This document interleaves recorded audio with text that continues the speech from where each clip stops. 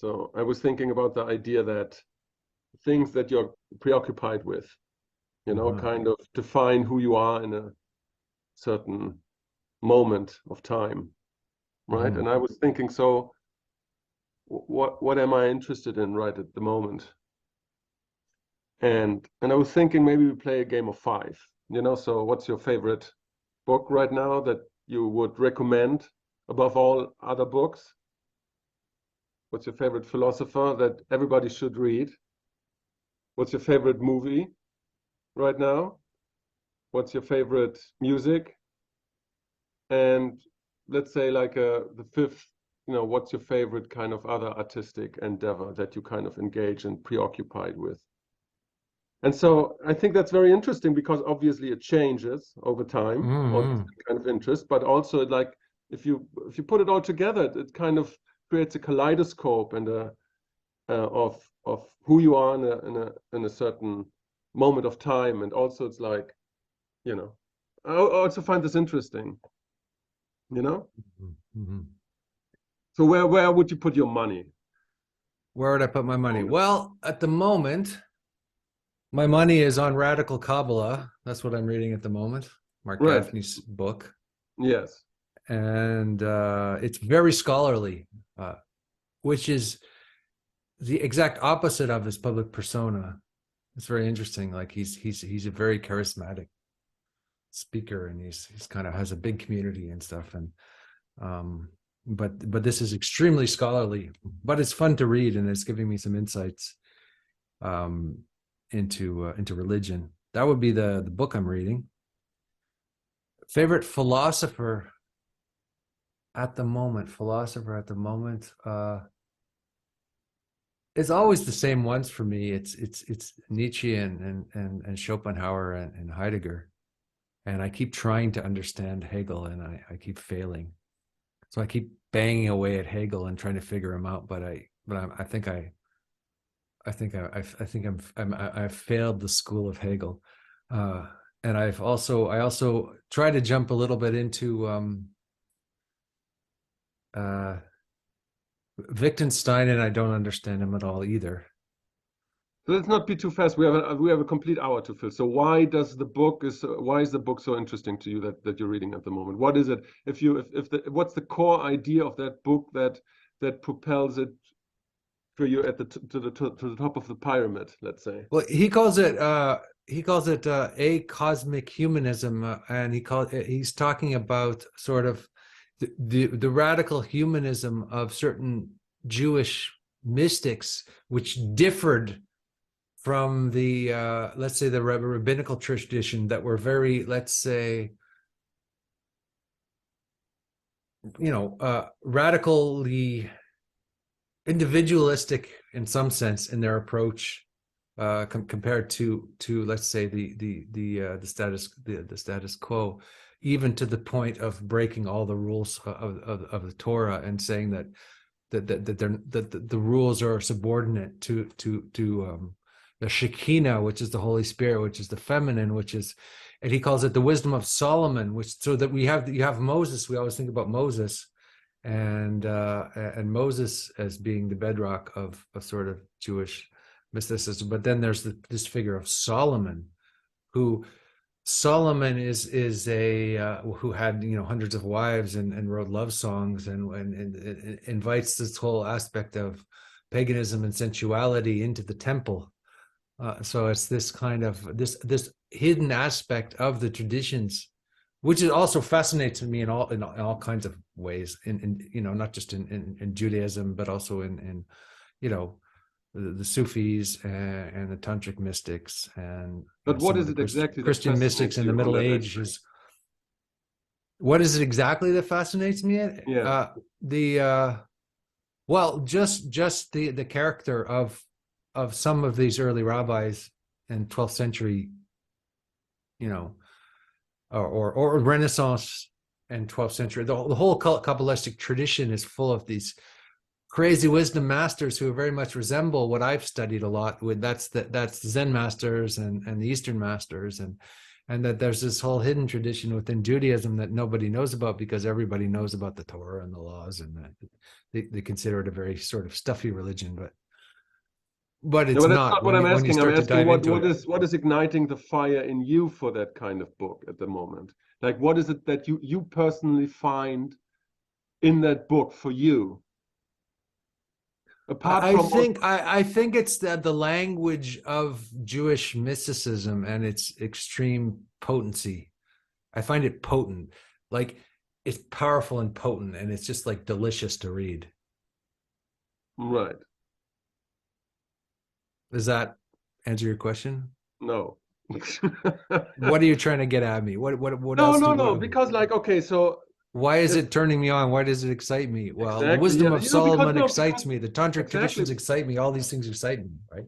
No, because like if I, you know, if I look at my first book on the list, right, and I'm trying to figure out why is that particularly interesting, because it enables me to do something or think something that I never thought before, because it's a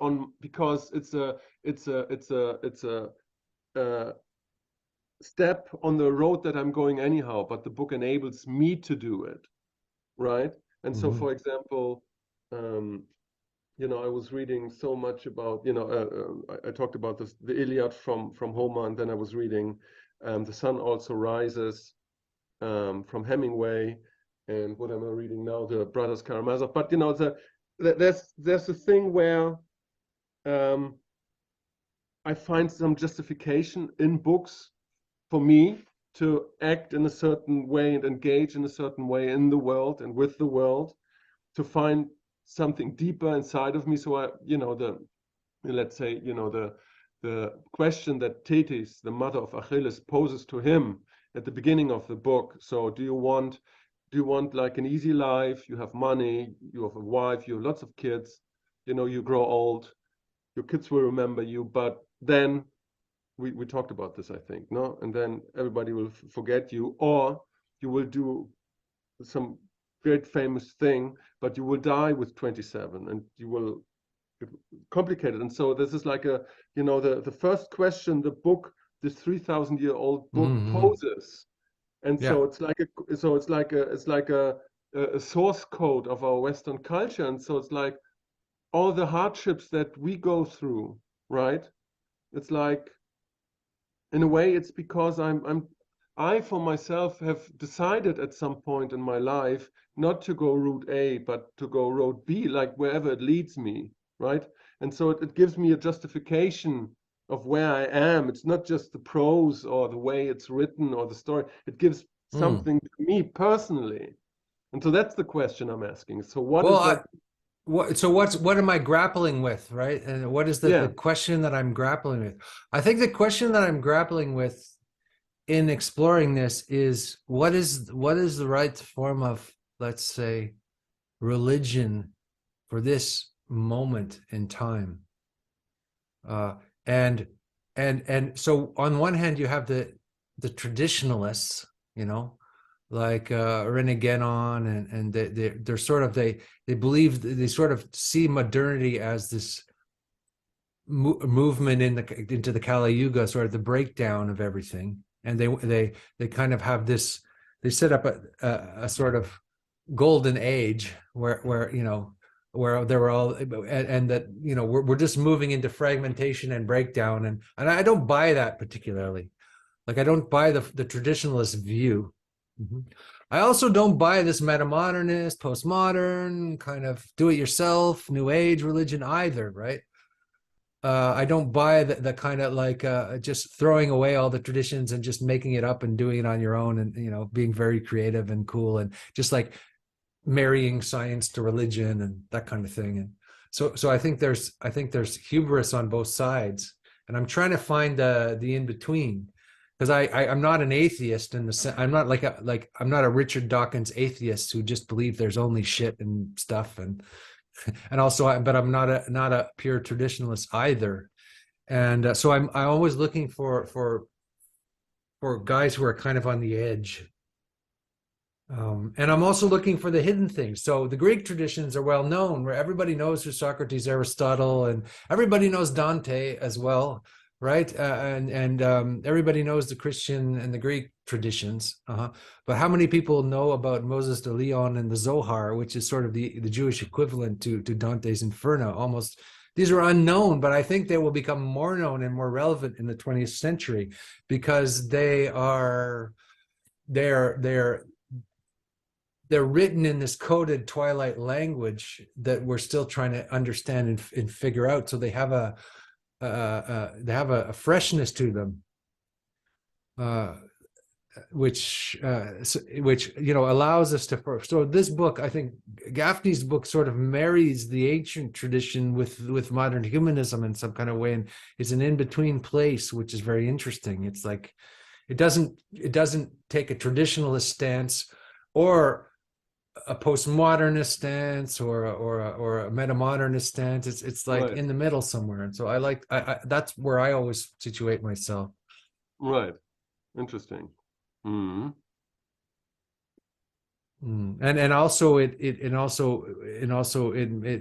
also think the tantric traditions are very important for this time because there's a radicality to them, which is interesting. So this book's called Radical Kabbalah. So on the one hand, I'm looking for something that works and that makes sense, and that but that is radical enough to be powerful and not just blah blah, right? Right. Okay, so philosophy. So you said you're like Oh God. with Nietzsche and Schopenhauer. These are the two philosophers you would, recommend somebody right now. They're the philosophers I find readable in an Right. aesthetic way. So I think they're poetic in their, how they express themselves, and I'm not a full-on Schopenhauerian pessimist, but I enjoy his writing. He writes very well, and Nietzsche is just the master of aphorisms, and so again, these are guys that I read in my 20s, and I continued to read, and then probably in my 30s I read a lot of Heidegger, so I can still go to Heidegger and kind of I can get something from Heidegger. So cool. Because Okay, I was thinking, I was talking to my friends about this. I have a poetic style of mind. I don't have an analytical philosophy mind at all. I'm not interested in developing arguments for things. I'm more interested in the poetic aspect of language. So I can swim in Heidegger. It's fine, but I'm not interested in the more analytical types of philosophers. no, it's interesting because I have the book from Schopenhauer. I have it on the table here because I was like rereading some passages, and so he had like the idea that the whole book is supposed to be a extrapolation or like it's like the exploration of one idea, right? And so Mm-hmm. will becoming aware of itself basically, and so and so and it's so interesting because you find that very idea everywhere in that book, in every paragraph, in every sentence. And so when you read the book, it's highly accessible because the signal and the noise are kind of complementary. So you read something and you have a precise meaning, and you have like you can read it because it's not bloated, so it's like because it's like that's the problem with lots of postmodern kind of philosophies, that the ideas are kind of vague and the language is kind of pompous, Yeah. and then you have to try to find the meaning somewhere in there, and so there's like a disconnect between signal and noise, let's say.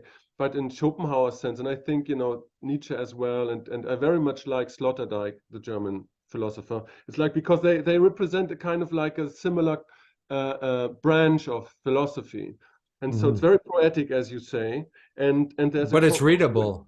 and yeah, there's a congruency between the transmitted idea and the way it is described, right? And so I really like that, and I really like the idea that Schopenhauer was. I mean, he was so influential. He was the forefather of psychoanalysis, and he brought Buddhism to the West, and so he instigated these kind of ideas that reverberate in system theory, that you can't have access to the thing itself, to the world, just our interpretations of this amorphous kind of will that streams. And I really like those ideas. These kinds of things resonate with me, and I really, when I start to think, I really like to think about will and all these things, and constructivism and so on. Yeah, I agree with you, like, about the French philosophers. I mean, Foucault is pretty readable. There's one book called The Courage of Truth of Foucault's that I read, and I thought that was a good book. That was very readable, and I could see Foucault's genius. A lot of people sort of are against Foucault at the moment, it seems. But that's weird, because that book of but again, I never be able to penetrate Lacan and Deirdre and all these guys. I just don't have. I don't have the patience to go into that to learn Lacanese and Hegelese and all of these different, because I'm occupied with other things. We have a certain amount of time in our lives that we can spend, and we can't do everything. So, but the book of about crime from Foucault, that's a fantastic book. What is it called? About crime and what's it called? I will look it up. Have you read about the prisons and the yeah, exactly. Yeah, I'm crime sure and it's not Crime and Punishment, it's Discipline and Punish. Man, Discipline that's an amazing book. And but I feel like he's way more on the Nietzschean side of philosophy than on the Hegelian side. And so and so I always find that more accessible than I find the more I read, it's like the critique of Schopenhauer of Hegel. That it's just hot air. I find that I kind of see that, it's yeah. I mean, I don't really like to say that, because I have so many friends who are so in love with Hegel at the moment, and I think Zizek brought in this sort of neo-Hegelianism where people are really rediscovering Hegel and getting a lot of inspiration from that. It just I just haven't got there yet, so I don't know if it's my own deficiency, or I'm just a Schopenhauerian by nature. I'm sure they would say it's my deficiency. Yeah, no, but I think that's it, because I think we all have a temperament, and like a temperament that, because I don't shy away from complicated literature. I'm shying away from empty words that seem empty to me, but I don't think that, I think there are people that find it really nourishing to read Hegel. And so I think there are like temperaments of philosophy, like branches. And I can see that like Schopenhauer, Nietzsche, Foucault, and then there is Hegel and the other people. And then, I mean, it's like the difference between Luhmann and Habermas.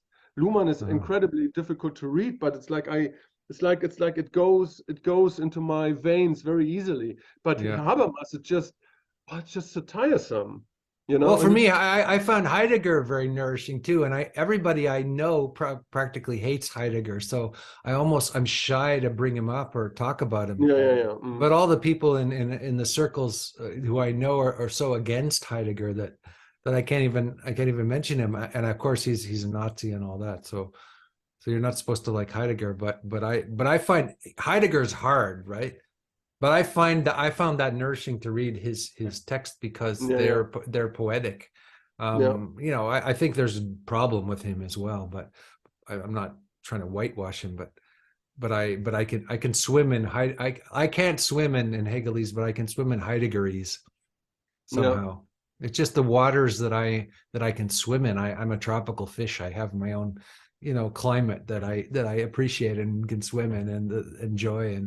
And well, I mean, maybe one of the reasons me and you can talk to each other is that because we have these similar affinities, right, to other philosophers. Whereas, I like Zizek, and I've read several of his big books. I like him, but I don't love him. Whereas other people just fall in love with Zizek. Well, I love Sloterdijk. Really, I really love him. Every interview I'm reading, every book I'm reading, it's just it's just like hot cum. Yeah, that's what it is. It's you have to find the philosopher that you love.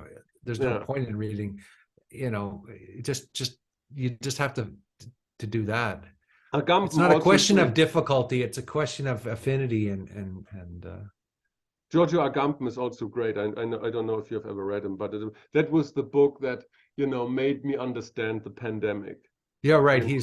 He's this Italian philosopher too. He Yeah, was yeah, very he's close to my amazing. uncle David Cayley, who Yeah. wrote a few articles about him. We had him on the show a few times. No, you had David Cayley, but not Agamben. Yeah, we had him, but Agamben. we had David Cayley, and he spoke to he knows, I can't remember his name, this Italian philosopher, Giorgio and Agamben, speaks. yeah, yeah. So I learned about him through David Cayley. Yeah, he is amazing. But he's like, it's the same. It's like the same kind of temperament. You can see the you know, the family of philosophers he's coming from. You know, in the way he uses language. Wittgenstein as well. It's always the same. You know, it's like which branch of philosophy do you kind of gravitate towards? You know, and so again, okay, Andrew, movie. We're doing the big five. So That's a tough one because I don't really watch movies at the moment. I threw my TV in the garage because I felt like I was getting too addicted to certain series. So I've sort of, I'm on a movie fast at the moment. I haven't but really seen if anything. there's one movie momentarily inhabiting the apex Inhabiting My Consciousness is an old movie that I saw a lot of time called Le Méprise by Jean-Luc Godard with Bridget Bardot, because I saw this at a certain point in my 20s before I moved to France, and she was so incredibly hot in that movie to me as a young person that this image has just burned itself into my consciousness. And then I saw the movie again, and it was a little bit more pretentious than I remembered, but it's still a very interesting movie about, I guess it's about how neurotic relationships can be, and this kind of, it's le méprise, which is just how love becomes contempt, you know, and how lovers become enemies, and so it sort of encapsulates my first marriage as well. Like you know, I married a French woman, and I lived that movie. So and then I recently saw an interview with Bridget Bardot, and it brought that whole movie and her back into my consciousness. Wow. I think she might be in the top, you know, spectrum of hot women somewhere. Brigitte Bardot. Oh yeah, I mean, way up of there. course. More interesting to me than Marilyn Monroe, and I was never that turned on by Marilyn Monroe, but Bridget Bardot and sort of the French movie stars from the 60s. The French movie stars from the 60s and 70s were incredible. The men and the women, they were just awesome. They were just awesome men and women archetypes. They were so cool and so hot and had so much style. Yeah.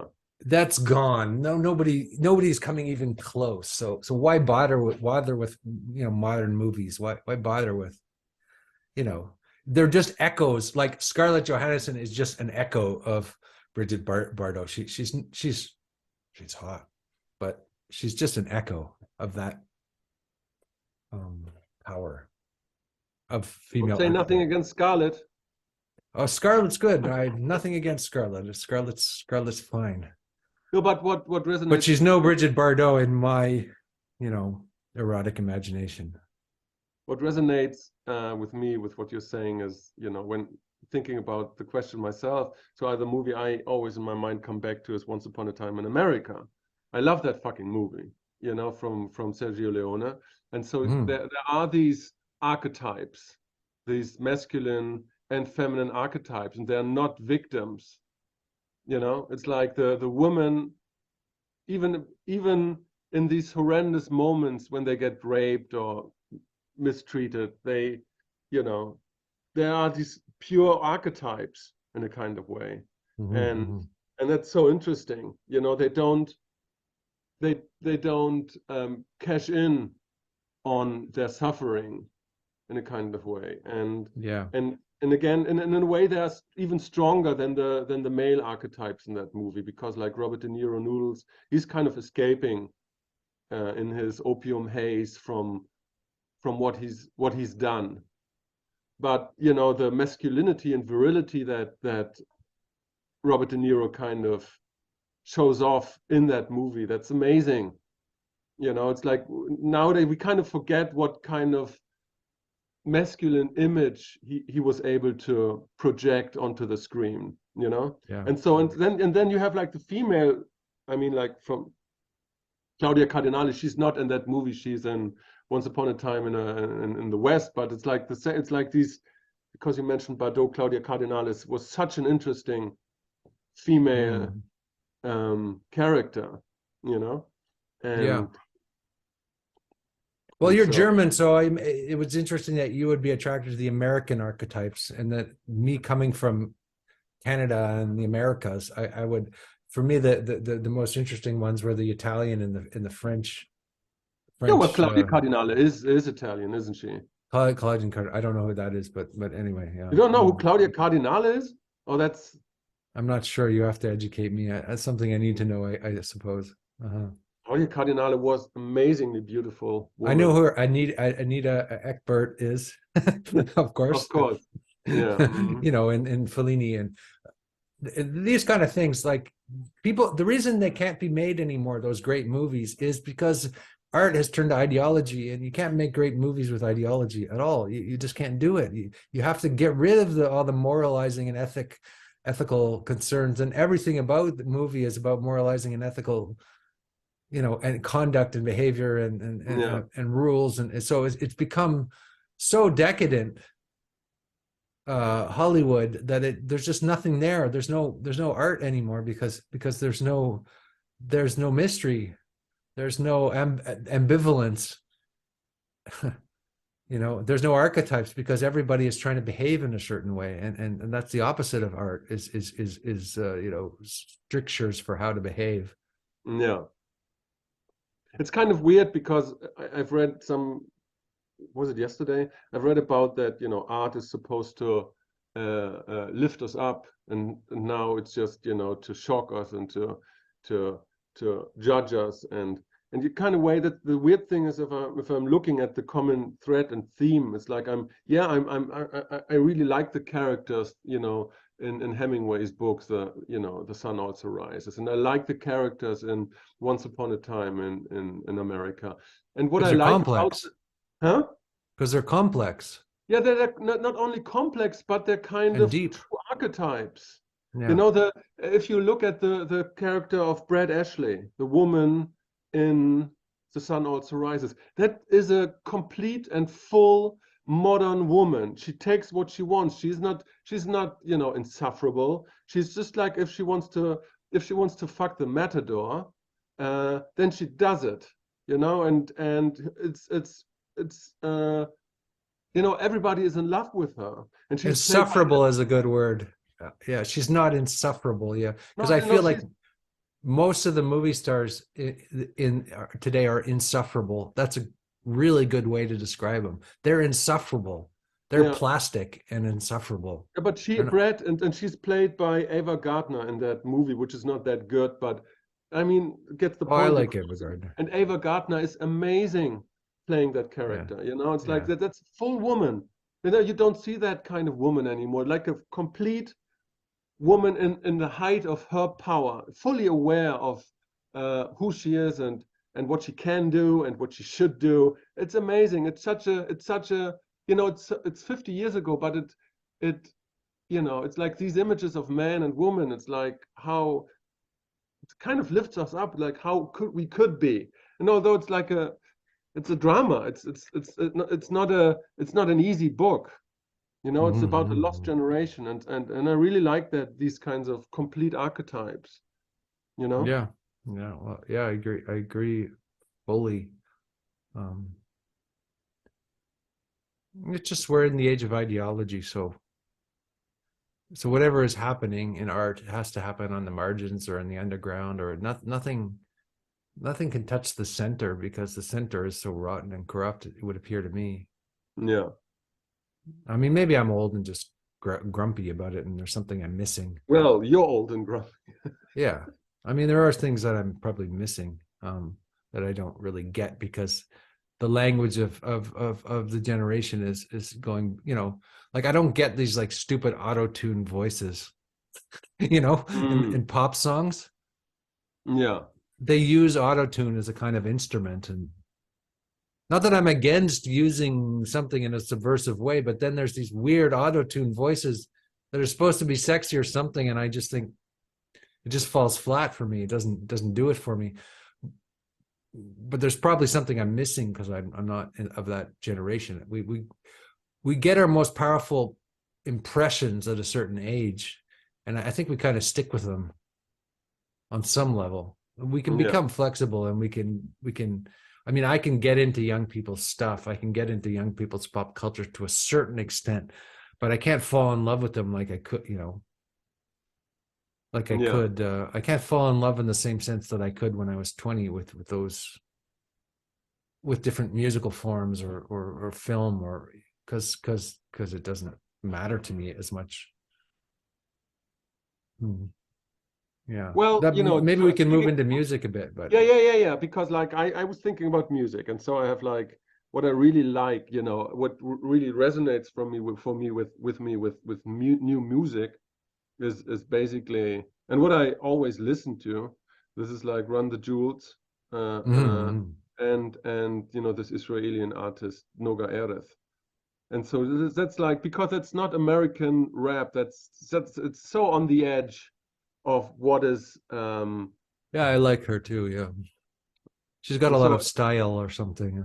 I don't really get but the music very much. The music doesn't really. I'm like, what is? I always listen to it. I go, well, that's impressive, but what is that? I don't get it. yeah, exactly, because it's strange. It's strange to our Western and American conditioned ear of what pop music and rap music is, but because she's from Tel Aviv, but it's such amazing music. I really like it. And the same goes for Run the Jewels. It's just that it catches me somehow. Yeah, And yeah, I get you. Yeah, I'm trying to think what has caught me in contemporary music, and I'm not sure if I don't know. I tend to listen to a lot of old stuff just because I'm old, but then occasionally something new kind of gets me, but I don't know what that is at the moment. I'm not sure. I might have known what that was like 10 years ago, but I tend to listen to a lot of silence. Like I tend to have more appreciation for having that, for silence, and not wanting to fill the space with a lot of sound. But at the moment, I don't know. I go through periods where I want to listen to a lot of music, and the periods where I don't. right. But I'm like an old hippie, so I still like listening to Dead and Company. Like I like those Grateful Dead stuff because it's psychedelic, and I like psychedelic music because it takes you on a journey. Yeah. It's not a form. It's not like you get sick of a record, right? Of an LP of a record that's just a bunch of pop songs. Yeah. You can't just listen to the Beatles over and over again because you've heard them all. I mean, maybe you can, but what I like about the psychedelic music is it's jam music or it's improvised music. So each time they played the song, it's a little different. So you have a reference point to the song, but then they remake it every time. So it's live. Right. So they're remaking something every time. So this is a live and participatory art form rather than a product. So I think like 20th century pop music is very much, a lot of it was just a product. And then you go out and you keep repeating the same product. You do the same. We talked about this before. I love Johnny Rotten he says that the Sex Pistols reunion was like a civil war reenactment. It's not the real thing anymore. It's just it's a simulacrum of the real thing. But real art is when you're in this live space of creation in the moment. Yeah. Yeah, I think, that's a good description for, these two that I mentioned, because you can re-listen it again and again because it's so strange. And once it has your attention, then you find find these new things, these new variations in chord progression or whatever. It's like, oh, that's so interesting, you know. So you get engaged in this kind of thing. And you know, I tried, you know, the new album from Paolo Nutini, which I don't connect very well with, or Lana Del Rey, or those kind of things. But in the There's end of one the Lana day, Del Rey album that I like, just one of them. One of them yeah, really got me because it was so well produced. yeah, I find she I think she has one good album. That's how I see her. I could be wrong, and Lana Del Rey fans might be pissed off at me for saying that. But I think she got it right on that album called of Rockefeller. What's it called? Norman fucking Rockwell. No, I think she got it just right on that album because I can listen to that album and that's Lana Del Rey, and she got it right there. Right. And then the rest of her albums are sort of, they're too sloppy. You know, there's too many songs and she's going in too many directions, and it's the same sensual, sexy voice, but it's sort of, it's sloppy. But in that album, she had a good producer, and so that's like, for me, that's a good pop album, Lana Del Rey. Right. That's one album that I found listenable as a Right. pop record. Right. I mean, I wasn't quite honest when I was saying Once Upon a Time in America as a movie, because like if we look at new movies, the last new movie that kind of resonated with me a lot was the Quentin Tarantino one, you know, Once Upon a Time in Hollywood, because you know the way he and so it's like so Noga Artist, Run the Jewels, Once Upon a Time in Hollywood.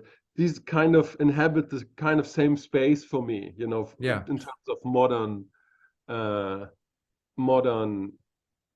artifacts, let's say. Well, you know? he's from the 90s and he's kind of doing the same thing. So he's still good, right? He still makes good. He's still coherent. Yes. Tarantino, Yes. I would say. He's still coherent, and he still has a coherent language of film. He's not trying to please anybody and he's still being edgy and all that. You know, they're probably trying to cancel him. But I think he's still a genuine filmmaker, and there's a few guys out there who are still doing it.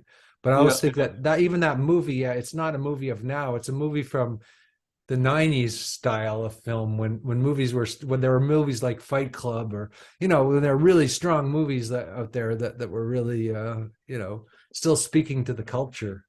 Right. I don't know if there are movies like that anymore. I don't know if there are movies that are speaking to the culture so much. And again, I'm probably just being like, I guess Avatar is supposed to be speaking to the culture, and it's kind of beautiful special effects and maybe a little empty.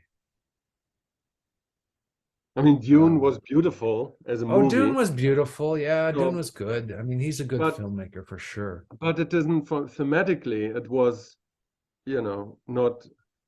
It was a great cinematic experience, but it didn't give me personally that much to think about. You know, there are other movies that are so strange. Like there's like a movie from Brandon Cronenberg, the son of you know, the other one, you know, and it's called Infinity Pool with the son of Stellan Skarsgård. No, I didn't see that. That's an absolutely strange and super interesting movie. Infinity Pool. So well, that's an interesting point. You use the word strange a lot, right? And I think that the archetypes are not Platonic ideals that are easily recognizable in some kind of ways. Like this is that and this is that, and you can just put them into a box. Yeah, they're incredibly strange.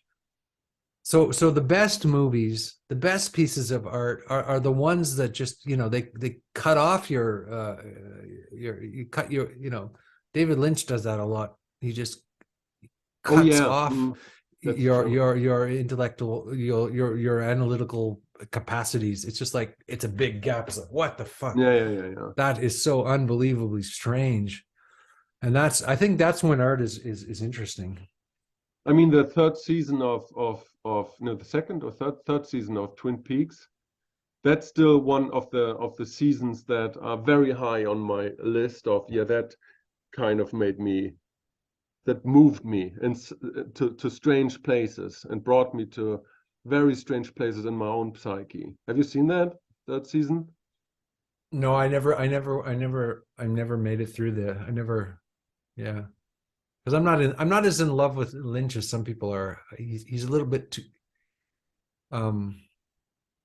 yeah, I get that he's a great filmmaker. And he brings you to strange places. Yeah. It's just not my, it's not, maybe there's not enough pleasure in watching his stuff for me. I think there has to be also a pleasure principle. Yeah, I don't know. I said that before, that Lynch is the only one who can truly frighten me. It's like Oh when yeah, he's scary as hell. I agree with you. So when I totally. watch like Fire Walk with Me, I can't sleep anymore, because that is such a strange, violent, psychologically violent movie. And Yeah. then you have and then the third season of Twin Peaks. It's just, or the idea of Bob. Uh-huh. That's I don't know. He frames it in a way that's so creepy, man. I really can't sleep now. Have you Is that seen Kingdom by Lars Von Trier? That is No, fucking scary. Kingdom? No, I haven't. That's Lars Von Trier's TV show before he became. I find him extremely disturbing as well. Don't Right. you? Didn't you find Breaking the Waves? Not Breaking the Waves, The Antichrist. And did you see those movies? Those Lars Yeah, Von but Trier movies? but it doesn't frighten me psychologically.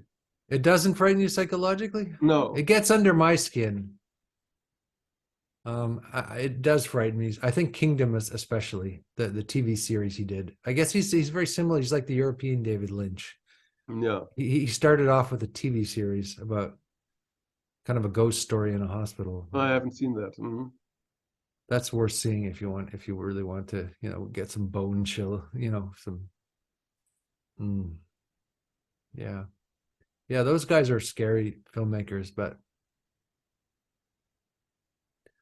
yeah. Well, I think, art, it's a combination of archetypal and the strange. That's what I'm getting from this conversation. That's why. Yeah. Let's keep it going. So okay, so the big five, the last one, the fifth. So if you have to choose any artistic endeavor that's kind of resonating with you right now, apart from that, what we already talked about. So like, what is there something that is on your radar that kind of moves you and exerts this kind of strange attraction that leads you to think differently about yourself and the world, and like this kind of strangeness that we're talking about? Well, again, I've been interested in Alejandro Jodorowsky recently. Right. He writes about the tarot, but not just the tarot, his ideas of psychomagic. And I watched a documentary about how he does psychotherapy. And I don't think he would be allowed to do what he does today, because some of the things he does are so radical. He gets women to paint their menstrual blood on a canvas and shit and do things like this. But at the same time, very, very, I think, or like, what would he do? He'd sort of like, he'd tell a person to paint themselves gold and wear a bathing suit and go and walk down the Champs-Elysees. He'd get people to do very theatrical, bizarre things to cure their neurosis. Right. And I think it was very effective. And he would do that on an individual level, but he'd also do that on a collective level. Right. So he'd do that in big. He'd do these psychomagic social events. For example, in Mexico, there was like 30,000 people killed in the drug trade, and what he did is he'd get all these people to dress up like skeletons and walk through Mexico singing this song of the mourning for a mother for her dead son.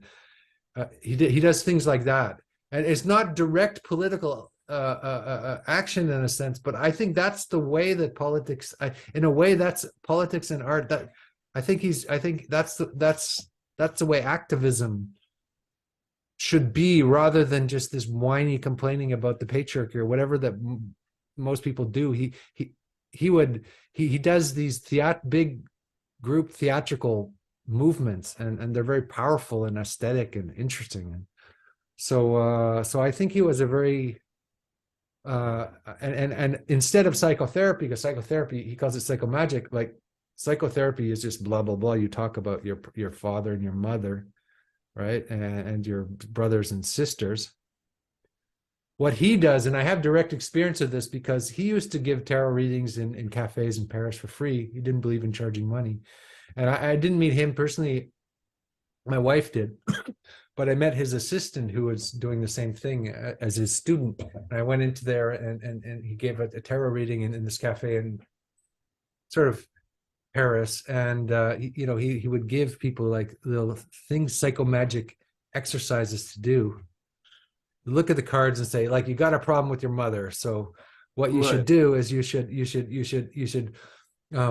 this is what he did to somebody I know, I won't mention who. He said, your mother wanted a boy, so what you should do is, get boys' clothing, put it in a package, put on boys' clothing, walk around for a day in Paris wearing boys' clothing because your mother wanted a boy, and then take that clothing and mail it to your mother.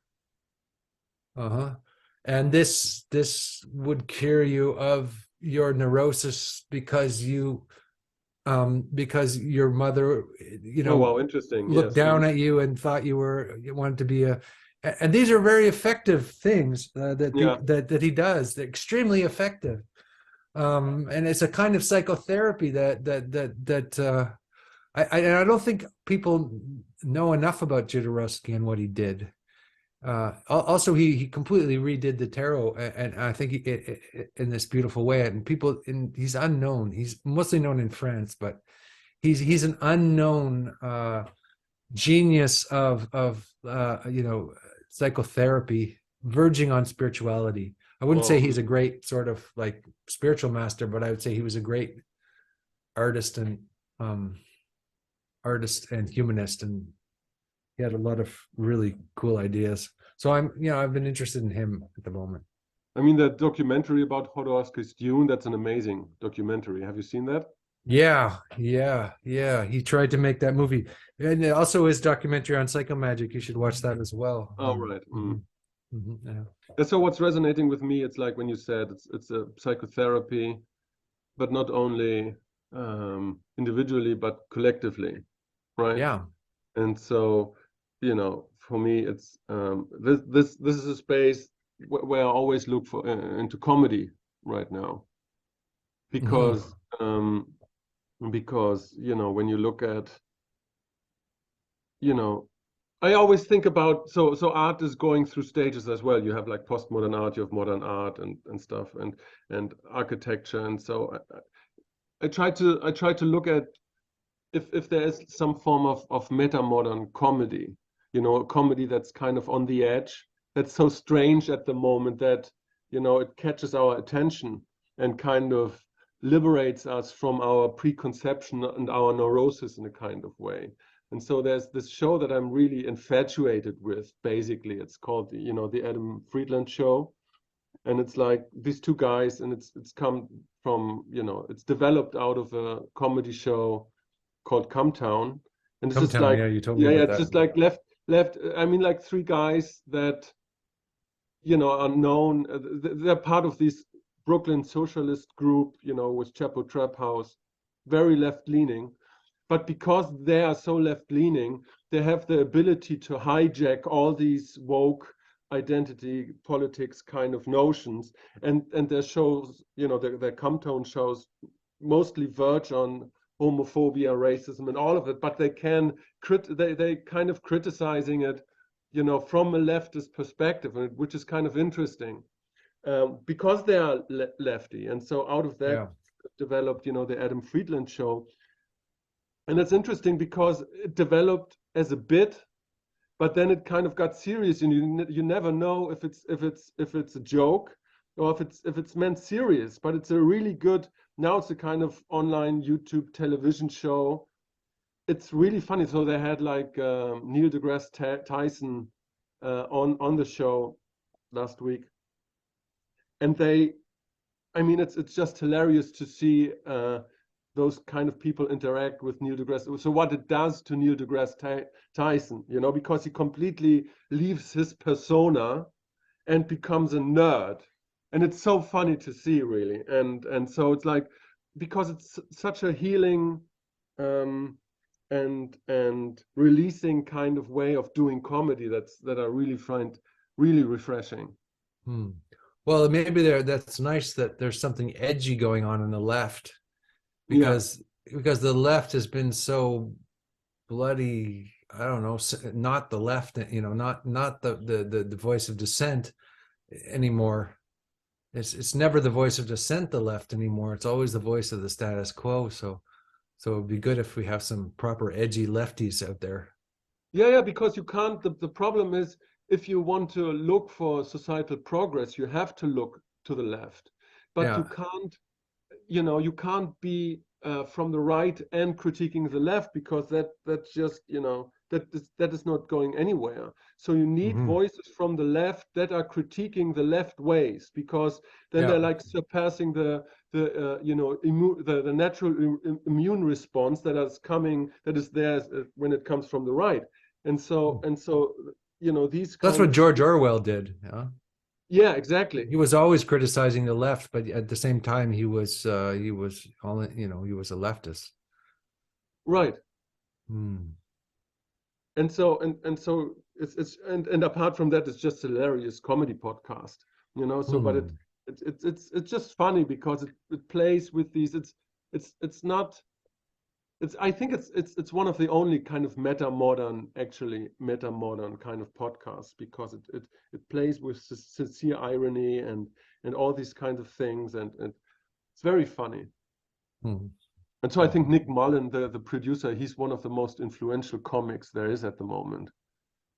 Oh, really? Oh, I'll have to check that out. Yeah, I think comedy's, again, it's an important release valve for the culture. Well, what you made me think of is, you know, we were on the IDW, there was a lot of talk about transgenderism, right?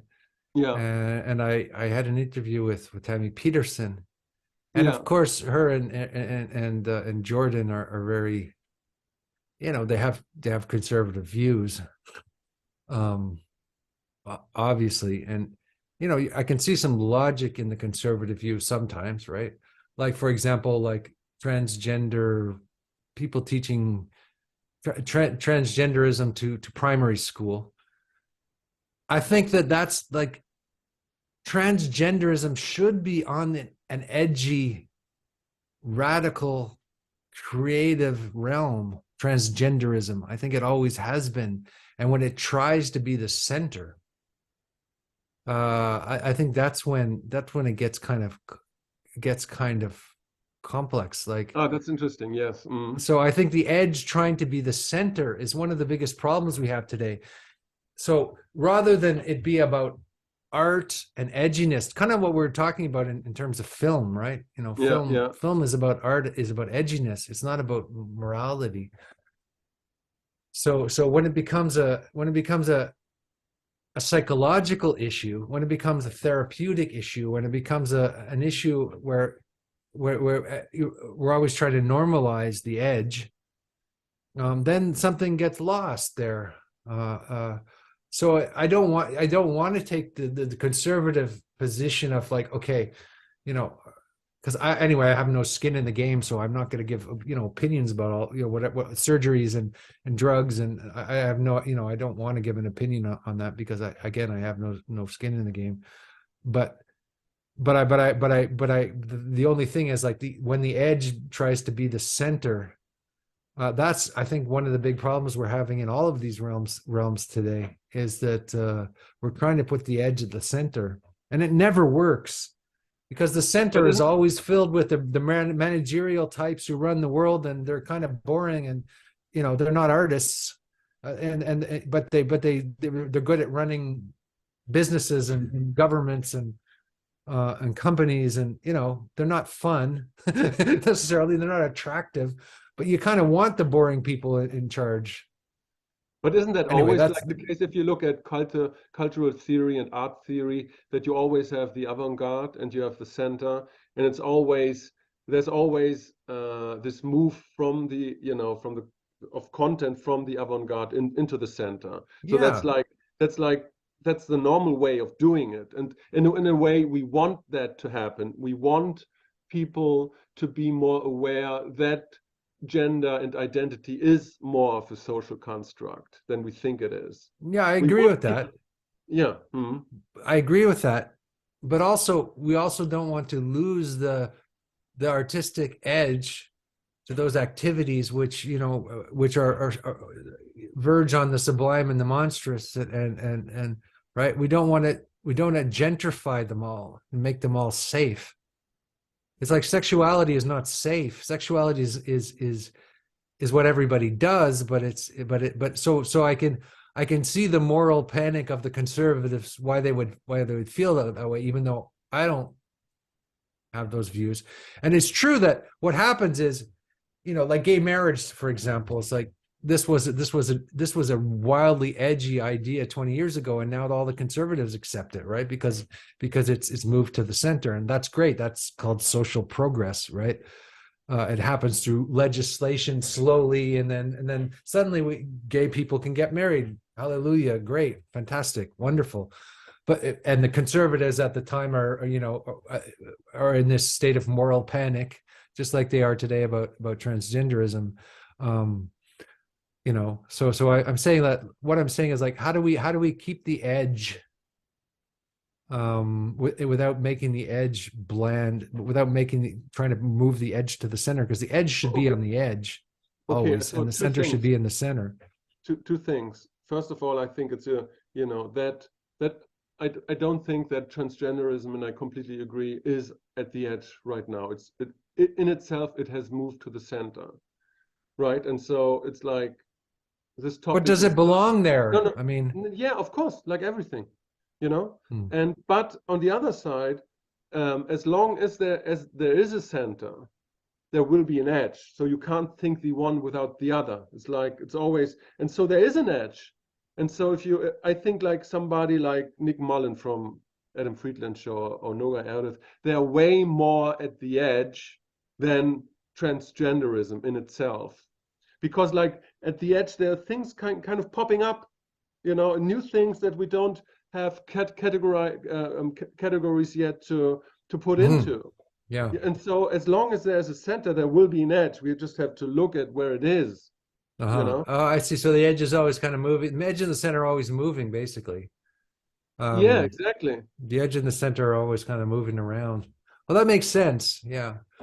But on the other hand, this transgenderism of Noah, what is her name again? Noga Erdős. Noga Erdős. Yeah. She kind of has a transgender quality because she wears men's suits and she mixes there's a mix of sexuality, right?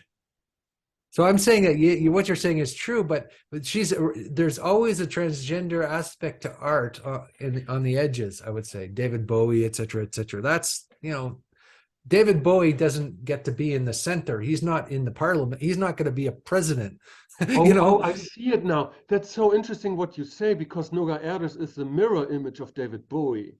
So female David Bowie. She wears suits like him. She's like exactly the opposite. She's like, her music style is complementary to David Bowie's. I see that now. That's so interesting. Her style and everything. Wow. Interesting. Thank you, Andrew. Mm-hmm. Yeah, well, the suits and then the David Byrne stuff, and what I'm saying is, like, I think there's always a transgender quality to art, because it's the mixture of, it's playing with the forms and the archetypes and mixing them together in creative ways. Yeah. Whereas I think I don't know if that should be in the center. I don't think the artist should be the spokesman for politics or business or. Yeah, but let me say something, because like I was watching a David Bowie interview like a couple of days ago, and he was talking about the difference between the Beatles and, let's say, somebody like Velvet Underground, and he says Velvet Underground, like in our words, they were way more at the edge. Oh, but the music, nobody plays Penny Lane anymore. That kind of style of music. So what the music of the 90s were, they were way more like the Velvet Underground than they were the Beatles. Because like the music from the 90s, it was not Beatles music, it was Velvet Underground music. That style, that edgy, that kind of way of doing music. There's a darkness to it. I like going in the dark, going in the unconscious, and yeah, I agree. Yeah. So and so that was, you know, and Velvet Underground was way more at the edge and way more influential, like music-wise, than it was like in actuality than the Beatles were. And I found that's this comment of David Bowie I found super interesting, because that's what these people at the edges, at the margins, you know, at the edge of chaos, to use that word, what they're doing, they're creating new forms that kind of informing everything that's rushing into the center, into the mainstream, because they're like creating the context and the new informations that kind of bubbling up. Yeah. But so when it becomes a mainstream, then it dies, and then on some level it loses its vitality. Right. When it becomes mainstream, and then you have to go to the edges again. So yeah. And the edges are always filled with the monstrous and the scary and the dangerous. Yeah, but also, you know, they're not safe spaces. It's like that, just like the edge of a cathedral of Notre Dame. It's full of gargoyles, right? Yeah, but it's not only negative. It's also. I didn't say it was negative. No, the words you're using, like scary and so, no, but it's also like ecstatic, because there's when the ecstasy comes rushing in, it's like, that excites me so much. It moves my whole body, it moves my whole soul and my whole mind. It's like, that's new and great, you know? Yeah, sure. Yeah. Well, yeah. It's exciting and the sublime. Well, I'm saying the sublime and the monstrous are close. But I'm not denying the sublime and the monstrous, the angel and the monster, or whatever. It's like they're close. They're very close to each other. Right. So we shouldn't make them safe, and they'll never be safe, and they'll always be a danger, and that's the way it's supposed to be. You know, it's not. We're not supposed to have the Rocky Horror Picture Show in the Parliament, you know, so to speak. I want to read you something, because I got a newsletter from Chris Ryan, right? Do you know Christopher Ryan? No. That's the guy from, you know, Sex at Dawn and Civilized to Death. Great, and he has a great podcast, Tangentially Speaking. And so it's from a transcript of a thing about how to live longer by slowing time.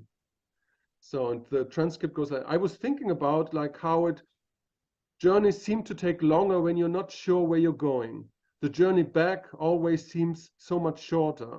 When you know where you're going, then you're not focused on the uncertainty of it. You're not wondering where it is. You're not wondering how much further it's going to be. You know how much further it's going to be, and so you don't think about it, and it ends up taking so much less time. And then I was applying that idea to life and the travel years and the years now where I'm doing the same thing every day. I talked about that before, how this idea that when there's a lot of variety and surprise and unexpected elements in your life, that life seems to take longer. It seems to last longer because time really is a measure of change. And so if there's nothing really changing in any tangible way in your life, it sort of seems like time stops in a way. But you're still aging. You're not feeling it the same, you know. And so the idea that the farther you go to the margins and to the new novelty and the newest, you know, time elongates, you know, and the more you move into the center and you're repeating the same thing, then you kind of stop, and every day seems the same, and suddenly 5 months are gone, or 8 months are gone, or 5 years are gone. Yeah. And so that's what art should do. It should push you at the margins where time kind of elongates and you start to live again. Oh, that's nice. Yeah, that it's an expansion of time, you know, expansion of the present in a way, right? Like, or the bending of time. It's like the clock in Salvador Dali's painting, which is drooped over. The time is just sort of bends and expands and dissolves and breaks and yeah.